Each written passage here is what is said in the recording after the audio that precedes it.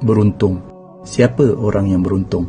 Manusia sentiasa bercakap-cakap yang seorang tu beruntung.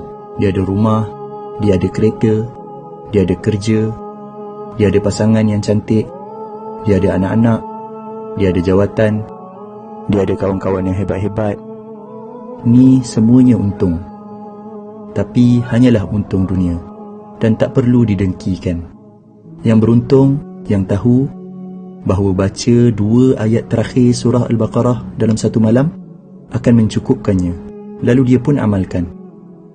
Yang beruntung, yang tahu bahawa siapa baca ayat Al-Kursi selepas setiap kali salat, tiada halangan untuk masuk syurga kecuali mati, lalu dia pun amalkan.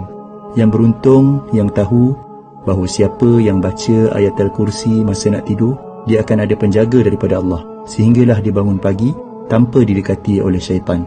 Yang beruntung, yang tahu bahawa baca surat Al-Ikhlas 3 kali menyamai pahala khatam Al-Quran Al-Karim, lalu dia pun amalkan. Yang beruntung, yang tahu bahawa siapa minta ampun untuk seluruh orang beriman, lelaki dan perempuan, Allah akan menuliskan 1 pahala bagi setiap seorang tadi, lalu dia pun amalkan. Yang beruntung, yang tahu, yang sebut Maha Suci Allah, segala puji bagi Allah, tiada Tuhan selain Allah, dan Allah Maha Besar, lebih baik daripada seluruh yang terkena matahari, lalu dia pun amalkan. Yang beruntung, yang sebut tiada Tuhan selain Allah, satu-satunya, tiada sekutu baginya, baginyalah kerajaan dan kepujian, dialah yang menghidupkan, dialah yang mematikan, dan dialah Maha berkuasa atas segala sesuatu. 10 kali selepas salat maghrib dan 10 kali selepas salat subuh, sebelum dia mengubah kedudukan kakinya, menyamai pahala membebaskan 4 orang hamba daripada anak-anak Nabi Ismail AS. Lalu dia pun amalkan.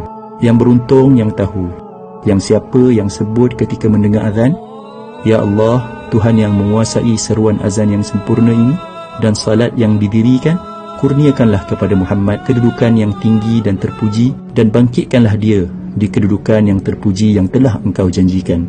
Dia akan mendapat syafaat Nabi Muhammad sallallahu alaihi wasallam pada hari kiamat. Lalu dia pun amalkan. Yang beruntung, yang tahu, yang dalam sehari ada 24 jam, tapi dia mampu membaca 1 juzuk Al-Quran yang mengambil masa lebih kurang 20 minit sahaja.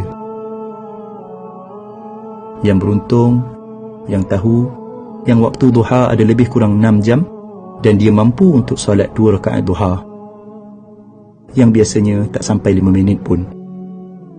Yang beruntung, yang tahu, yang waktu malam ada hampir 11 jam dan dia mampu untuk salat witir 1 rakaat yang mungkin tak sampai 3 minit pun.